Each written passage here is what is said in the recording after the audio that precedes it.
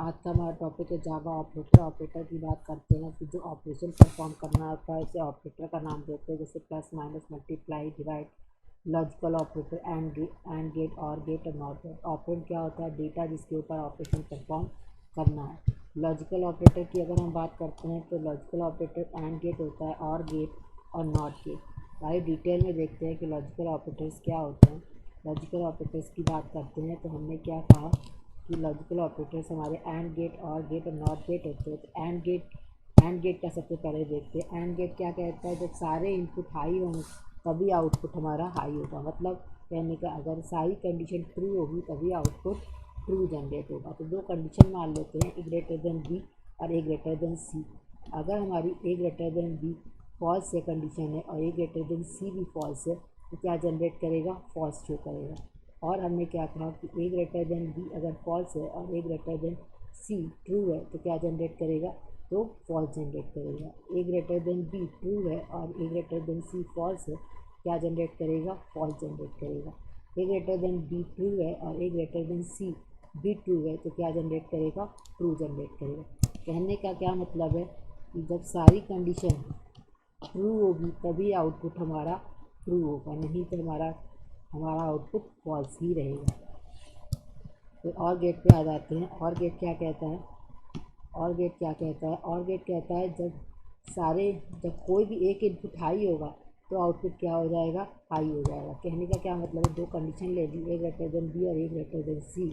हमने क्या कहा? जब ए ग्रेटर देन बी फॉल्स होगा और ए ग्रेटर देन सी फॉल्स होगा तो आउटपुट फॉल्स होगा। ए ग्रेटर देन बी फॉल्स होगा और ए ग्रेटर देन सी ट्रू होगा तो क्या होगा? आउटपुट ट्रू होगा। मतलब कोई भी एक कंडीशन हाई होगी तो आउटपुट क्या हो जाएगा? हाई हो जाएगा, मतलब ट्रू हो जाएगा। फिर हमने क्या कहा कि ए ग्रेटर देन बी ट्रू मान लेते हैं, ए ग्रेटर देन सी फॉल्स मान लेते हैं तो क्या जनरेट करेगा? ट्रू जनरेट करेगा, क्योंकि कोई भी एक इनपुट ट्रू होने पे आउटपुट ट्रू ही होगा। ए ग्रेटर देन बी ट्रू है और ए ग्रेटर देन सी ट्रू है तो आउटपुट क्या जनरेट करेगा? ट्रू जनरेट करेगा। मतलब कहने का क्या है कि अगर कोई भी एक इनपुट हाई होगा तो आउटपुट क्या होगा? हाई होगा। नॉट गेट पे आ जाते हैं। नॉट गेट क्या करता है? कॉम्प्लीमेंट करता है। अगर इनपुट ट्रू है तो आउटपुट फॉल्स होगा और अगर इनपुट फॉल्स है तो आउटपुट क्या होगा? ट्रू होगा। तो हमने क्या कहा, एक एग्जांपल लेके देखते हैं कि किस तरीके से आउटपुट जनरेट करता है। हमारा प्रोग्राम डेस्कटॉप पे सेव है, तो चलिए आइए डेस्कटॉप पे आ जाते हैं। डेस्कटॉप पे हमने एक प्रोग्राम बनाया है जिसमें क्लास एग्जाम पाइप है, public static void main string argument int a integer a की वैल्यू 30 मानी, बी की वैल्यू 20 मानी, इंटीजर सी की वैल्यू 10 मानी।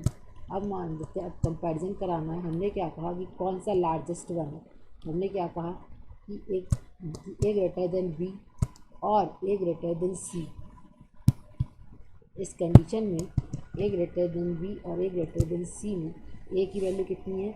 30 है और बी की वैल्यू कितनी है? 20 है और सी की वैल्यू 10 है। तो हमने क्या कहा कि 30 ग्रेटर देन 20 क्या है? कंडीशन ट्रू है। और 30 ग्रेटर देन 10 ये भी कंडीशन ट्रू है। तो जब दोनों कंडीशन ट्रू होती है तो आउटपुट क्या होता है? ट्रू होता है। एंड गेट का फॉर्मूला क्या होता है? जब सारी कंडीशन ट्रू होगी तभी आउटपुट ट्रू होगा। तो इसका आउटपुट क्या जनरेट करेगा? आउटपुट ट्रू जनरेट करेगा। दूसरी कंडीशन देखते हैं। दूसरी कंडीशन में क्या कहा हमने? सिस्टम डॉट आउट प्रिंटलन और गेट देखते हैं। ए ग्रेटर देन बी और ए ग्रेटर देन सी क्या जनरेट करेगा? ये आउटपुट ट्रू जनरेट करेगा। कैसे कहता है? कहता है ए की वैल्यू 30 है और बी की वैल्यू 20 है और सी की वैल्यू 10। हमने क्या कहा कि ए ग्रेटर और गेट के लिए दो पैरेलल लाइंस का यूज़ किया जाता है। हमने कहा 30 ग्रेटर देन 20 ट्रू है और 30 ग्रेटर देन 10 डी अगर ट्रू है तो क्या होगा? दोनों में से एक कंडीशन, कोई भी एक कंडीशन ट्रू होगी तो आउटपुट ट्रू हो जाता है। यहाँ पे दोनों कंडीशन ट्रू है तो क्या है? आउटपुट क्या होगा? ट्रू होगा। फिर हमने क्या कहा? System dot out println not gate A greater than B क्या कहता है? A greater than B, A की वैल्यू 30 है, बी की वैल्यू 20 है। 30 ग्रेटर देन 20 कंडीशन क्या है? ट्रू है और नॉट क्या कह रहा है? कॉम्प्लीमेंट करना है। तो ट्रू का कॉम्प्लीमेंट क्या हो गया? फॉल्स हो गया। तो आउटपुट क्या जनरेट किया? फॉल्स जनरेट करेगा। अच्छा, अब अगर हम बी की वैल्यू अगर हम 60 मान लेते तो क्या होता? यहाँ पर 30 ग्रेटर देन 60 हमारा आउटपुट क्या जनरेट करता है, यहाँ पे फॉल्स जनरेट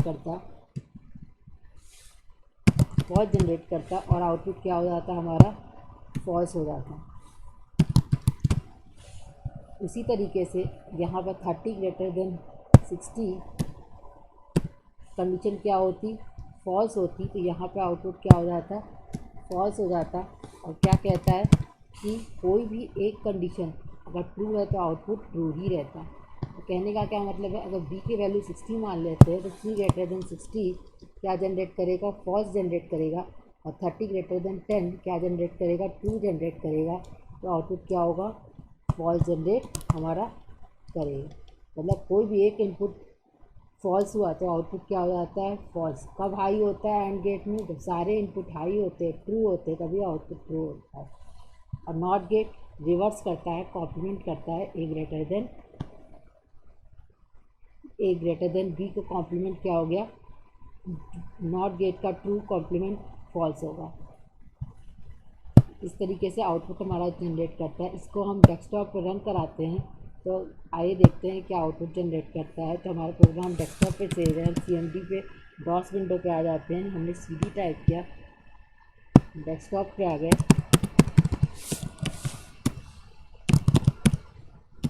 जावा सी। हमारा प्रोग्राम कहाँ सेव है, डेस्कटॉप पे सेव है, exam5.java।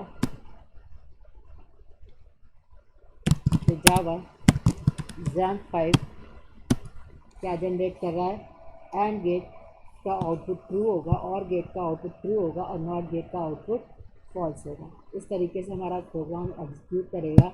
आगे हम देखेंगे और वीडियोज़ में कि हमारा आउटपुट टर्नरी ऑपरेटर किस तरीके से काम करता है और बिटवाइज ऑपरेटर किस तरीके से काम करता है। आज के लिए इतना ही, बस, धन्यवाद।